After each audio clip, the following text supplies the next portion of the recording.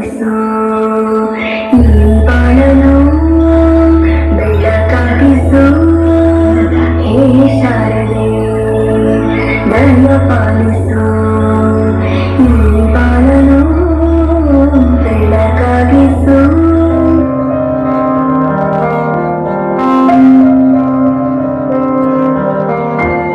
ದೇಶಕ್ಕೆ ಯೋಧ ನಾಡಿಗೆ ರೈತ ಬಾಳಿಗೆ ಗುರು ಒಬ್ಬ ತಾನೆ.